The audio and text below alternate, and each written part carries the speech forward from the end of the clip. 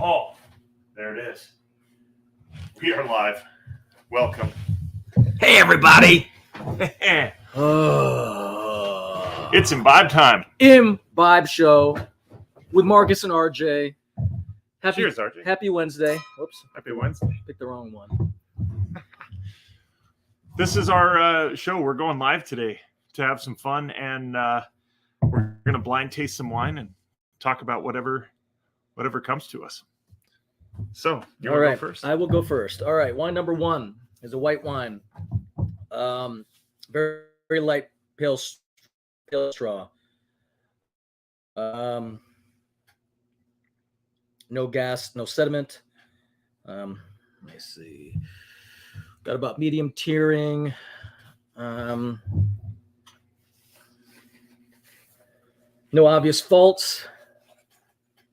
Getting a little green apple, a little lemon zest, maybe a little mandarin orange coming in.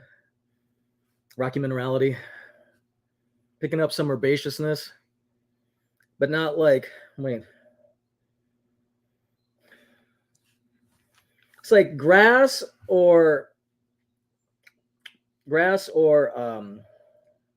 maybe some sort of like rooty thing, maybe like radish or something like that. It's big on the radishes. I'm so big on the radish. Last week. Okay. No obvious use of oak. Possibly, if there is, it's probably just neutral barrels.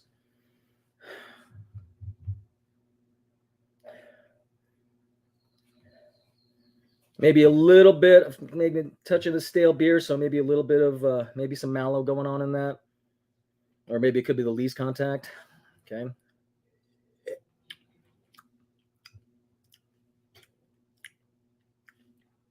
Wine is dry. Medium acid.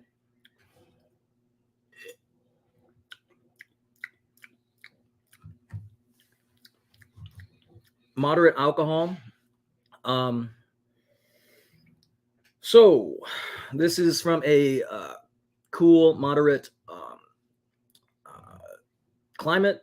Possible varietals are Gruner Veltliner from Austria, Pinot Grigio from Italy, or Albarino from Spain, confirming the fruits of the lemon, the apple, and that radish. So I'm either going to guess, steel or neutral barrel.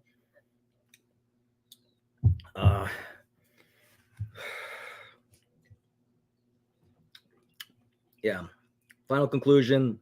This is a Gruner Veltliner from Austria, from Wachau, vintage 2020. Wine number two is a red wine. Oh my goodness, this is some dark purple action. Woo, coming out to like a pink, light reddish rim, coming out to a clear meniscus. I'm gonna guess there's some staining on this. Is some light staining. Medium tearing going on. No gas, no flocculation. There's staining. There's tears. There's a little staining. So this is super dark. I'm smelling this guy. So there's only a few things that can be like this dark. So smelling a little bit of vanilla too going on. So indicates maybe some oak aging on this.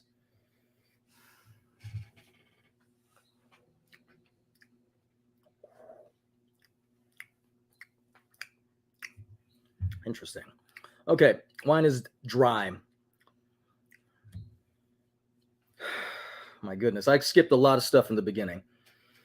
Let's see. Let's rewind it a little bit. Yeah, what do you got for fruit? Yeah, so let's rewind it a little bit. Got a little black cherry, maybe a little cassis going on. A little plum. It's all very fresh on the nose, maybe a little stewed. Well, hold on. I take that back. You can't be fresh and stewed at the same time, dummy. You're talking to me. Maybe a little cooked, not so fresh. Medium alcohol. Tannins are soft. Tannins are so soft. So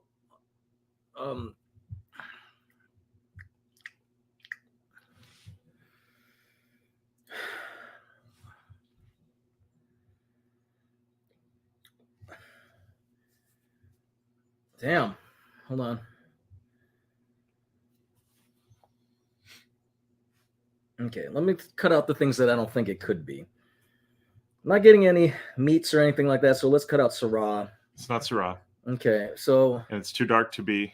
It's too dark to be like Italian stuff. And it's too dark to be. Well, it's too dark to be like Pinot. It's too dark to be Gamay. Grenache, Gamay. Yeah, so I'm just thinking it could be.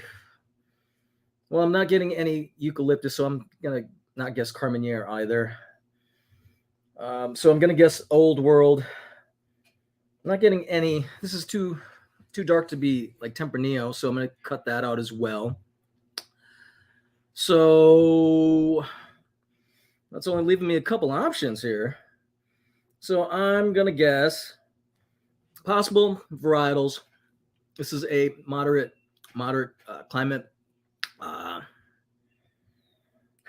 With the staining in the tears. Yes, there's a staining in the tears. So I mean, there's only good. So it's higher alcohol. It's from moderate.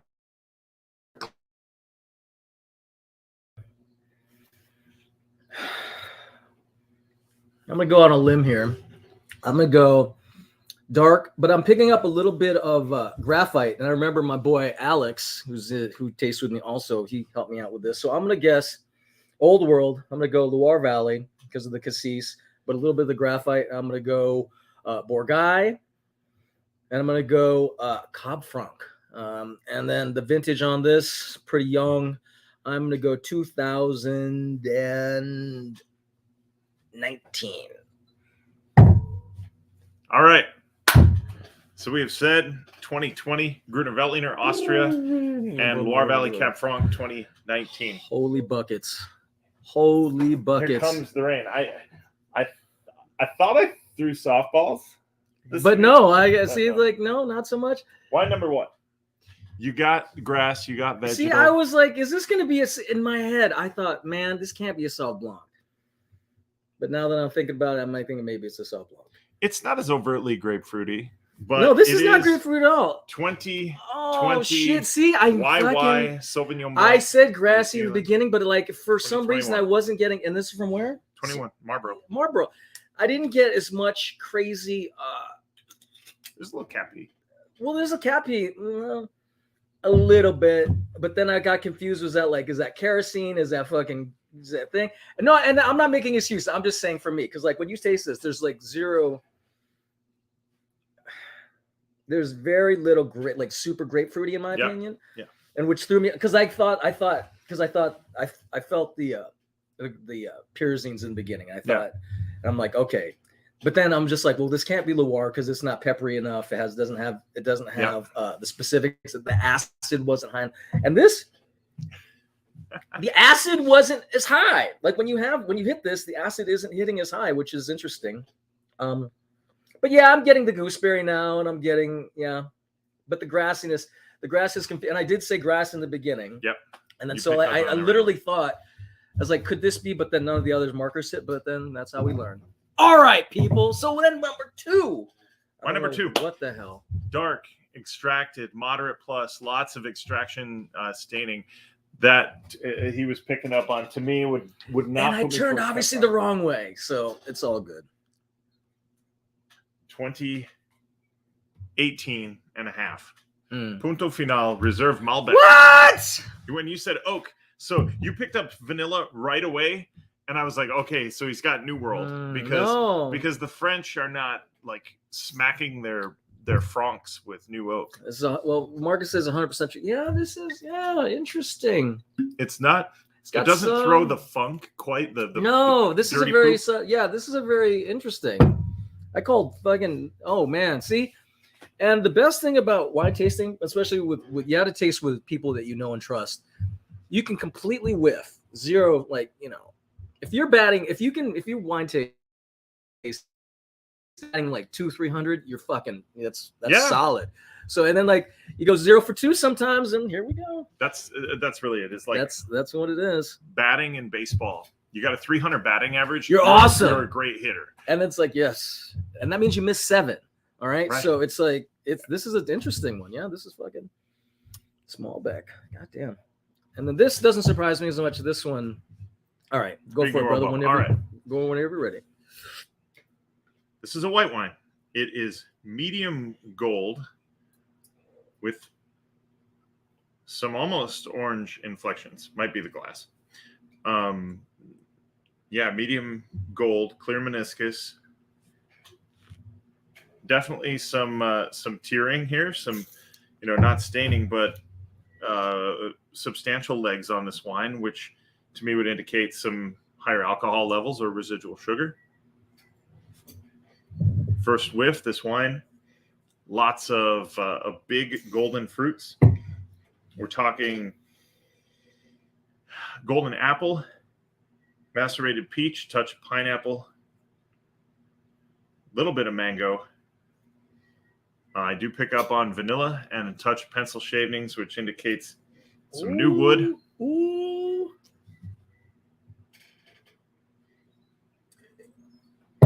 Leading me toward one direction in my mind, which I'll probably talk myself out of and whiff on it. But again, golden fruits. Actually picking up a little bit of alcohol on the nose.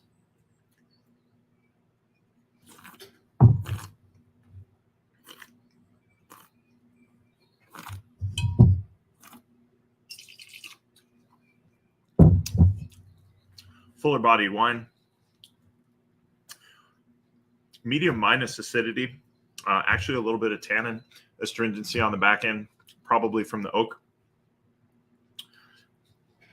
Ripe peach. Touch of banana, almost banana Laffy Taffy, which I hate, by the way. I hate How dare you, I hate brother. banana Laffy Taffy. How dare you? Presence of oak, medium plus alcohol, probably 5 to 14%. Damn, look at this on guy. the alcohol. Look at This guy. is a New World wine. This is a Chardonnay vintage 2018 Sonoma County Chardonnay 2018. All right, wine number 2. It is a red wine.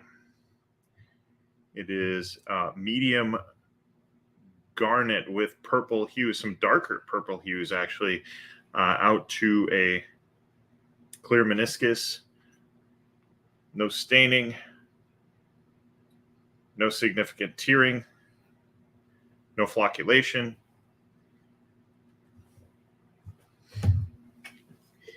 On the nose, I pick up dark red fruits, black cherry, even a little choke cherry. That's cool. Boom. Grew up in Montana where we pick choke cherries every August. That's cool to smell that in wine. Choke cherry. Lots and lots of earth coming through here. Crushed rock. Touch of mushroom and pepper. Very much soil driven.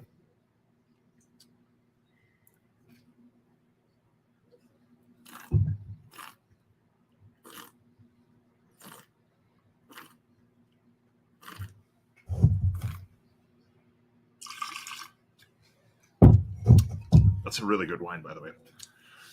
It's delicious, yeah. That's a very well made wine. Now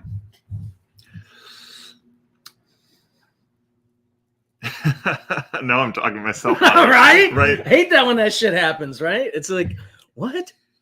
All right, this wine confirms dark fruits, black cherry, baked cherry pie, lots of spice. I get crushed earth, a little bit of leather, pencil shavings might indicate some oak on there.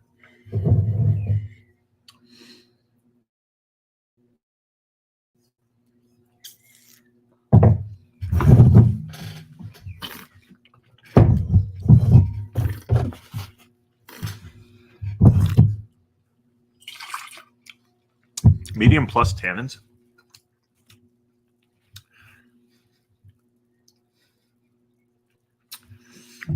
Keep going back to that. Right. This wine is from the Pacific Northwest. It is a Washington or Oregon wine, but there's not enough pepper for it to be a Washington GSM. But it's not heavy enough to be a cab. If it's an Oregon Pinot, it seems too tannic, but it's got the right spice. It's got the right fruit. Seems almost to have too much grip to be an Oregon Pinot. But that's where I'm going to go. It's a young vintage. This is New World, higher alcohol. Still medium plus acidity, which is appropriate for Oregon Pinot. This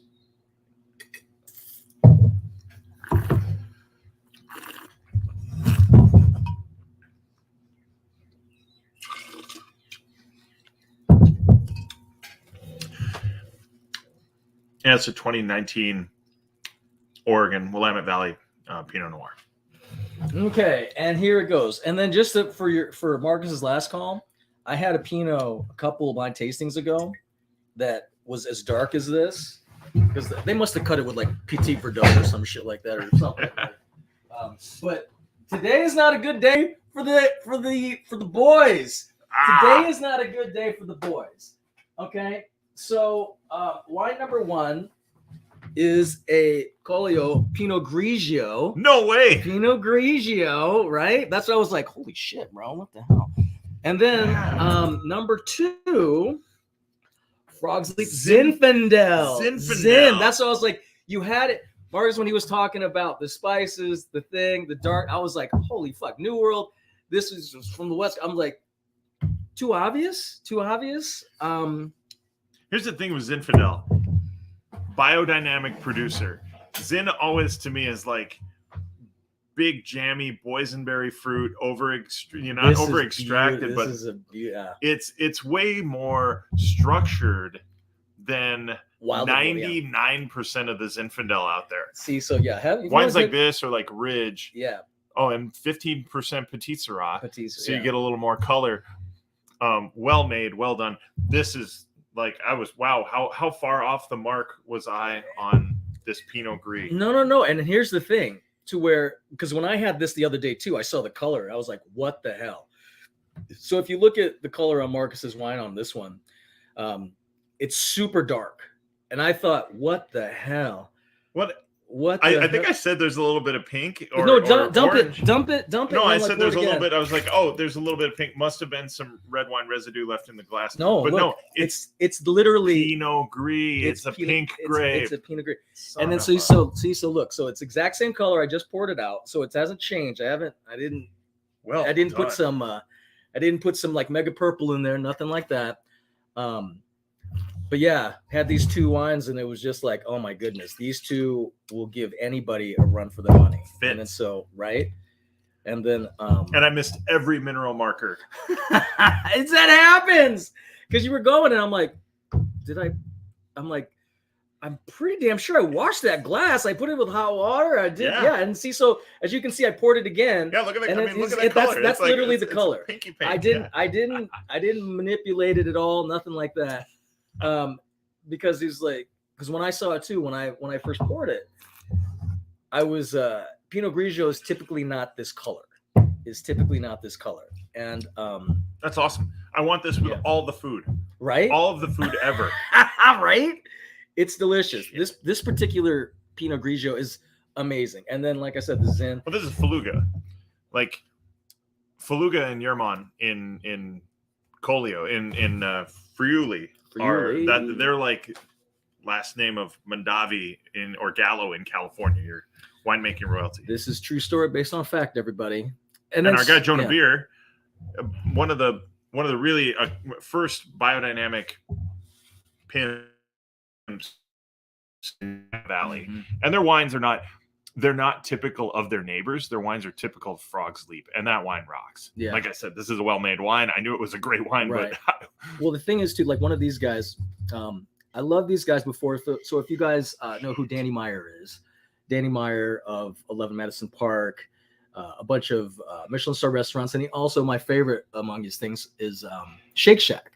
And then, so did you know that Danny Meyer's Shake Shack? Danny Myers did Shake Shack, and that's why it's like the craziest burger. But my favorite part of it is when he was doing his beer, he got Brooklyn Brewery to do his beer. But you know who he got to do his house white and red?